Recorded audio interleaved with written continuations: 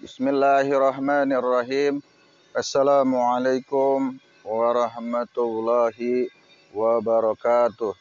Ikhwan wa akhwatu fillah yang dirahmati Allah, bersyukur kita kepada Allah. Alhamdulillah pada hari ini berkat karunia yang begitu besar kita masih bisa berkumpul di sini tholabul ilmi bersama Al-Fakir Sahir 78. Mudah-mudahan keistiqomahan kita dicatat oleh Allah, menjadi wasilah kita untuk menjadi orang-orang yang dicintai dan diridhoi Allah Subhanahu wa taala. Amin amin ya rabbal alamin. Salawat dan salam tidak lupa kita panjatkan pada junjungan kita Nabi besar Muhammad sallallahu alaihi wasallam, yang tentunya kita harapkan syafaatul uzmahnya nanti di yaumil mahsyar. Iwan wa akhwatu fillah yang dirahmati Allah. Baik, Al-Fakir kali ini ingin mengomentari hal-hal yang baru saja viral. Ini ada sosok wali majzub yang baru-baru ini viral, bernama Abuya Mama Gufron ya. Abuya Mama Gufron yang kemudian menjadi kontroversi, menjadi pro kontra perbincangan para alim ulama ya. Di mana beliau mengklaim pernah mengarang 500 kitab berbahasa Suryani dan Ibrani, dan juga bisa memanggil malaikat, arwah para rasul dan para wali. Dan juga kemudian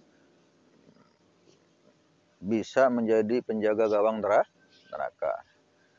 Itu beberapa fakta yang Al-Fakir dengar di platform-platform media sosial. Kemudian sosok Mama Gufron ini dimunculkan oleh sebagian kalangan, dan statement-statementnya itu membuat keresahan dan kebingungan orang-orang awam seperti kita. Sebenarnya wali majzub dalam konten-konten Syair 78 sudah kita bahas ya pada beberapa tahun yang lalu. Hanya saja ini agak sedikit berbeda karena mereka sudah masuk ranah akidah ya. Udah bicara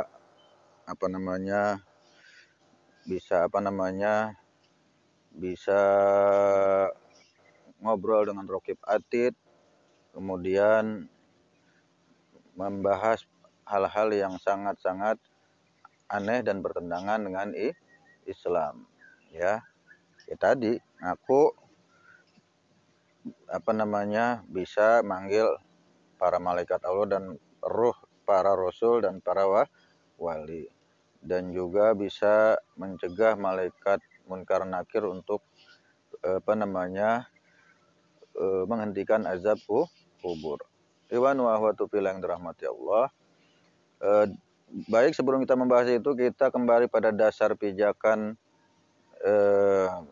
ulama yang meyakini bahwa wali majzub itu ada dalam surat Ali Imran ayat 47 yang berbunyi yahtasu bi rahmatihi may yasha ila akhir ayat.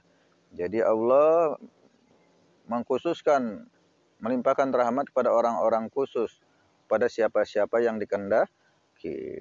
Kemudian ayat ini ditafsirkan oleh para mufassir ya, sebagian mufassir yang dimana kelompok-kelompok ini bisa juga ditafsirkan sebagai orang-orang yang majzub, yang kesadaran akalnya ditarik oleh Allah karena kecintaannya atau mahabbahnya kepada Allah yang begitu tinggi, begitu luar biasa. Al-Fakir mengomentari Mama Abuya Gufron sudah masuk ranah akidah, sehingga kemungkinan dia sebagai orang jazab atau majzub itu patut kita curiga. Kenapa? Karena beberapa wali majzub generasi awal seperti Habib Abu Bakar Gresik, mereka tidak pernah melontarkan kata-kata yang menyimpang daripada akidah Islam. Juga mereka tidak pernah berbicara hal-hal yang dianggap orang itu adalah sebuah kesombongan ya. Dan perlu kita pahami bersama, ini sebagian kalangan saat ini ketika mengomentari Mama Buya Gufron ini salah. Karena mengapa? Karena memang beliau tidak boleh kita jadikan pegangan sebagai mufti. Fatwanya pun perlu tidak kita dengar. Lalu bagaimana untuk mencegah terjadinya kebingungan pada orang awam yang nggak ngerti majzub? Seharusnya memang tidak diekspos ya pada platform media-media sosial sehingga timbul kegaduhan ya. Kita lihat Habib Ja'far Al-Kaf nggak pernah bicara terkait masalah akidah. Kemudian Awan Sehon, ia juga tidak pernah berbicara hal yang bertentangan dengan akidah. Jadi wali majzub itu tetap menurut Al-Fakir wajtinabu ma'asi. Ya, dia menjauhkan diri dari maksiat, ya. Sekalipun penampilannya aneh, sosoknya seperti orang gila, gembel, rambut seperti kusut, pakaian compang-camping, tapi secara zohir dia tidak melanggar syariat. Kalaupun terlihat dia tidak sholat, sebenarnya dia sholat, ya, secara hakikat, secara batin. Artinya tetap sholat, fisiknya dia sholat, cuma kita tidak mengetahui kapan dia sholat dan di mana dia sholat. Itu yang kadang-kadang mengecoh orang awam, sehingga menganggap kok wali nggak sholat, kok wali waktunya Jumatan ada di pasar, wali kok waktunya sholat maghrib nongkrong di pinggir jalan. Itu adalah kebodohan dari diri kita sendiri karena kita tidak memahaminya. Ya, Al-Fakir hanya menyampaikan itu. Mama Buya Gufron adalah orang yang patut kita ragukan makom majzubnya karena statement-statementnya, pernyataan-pernyataannya telah banyak menyalahi akidah ahlu sunnah wal jamaah. Ya.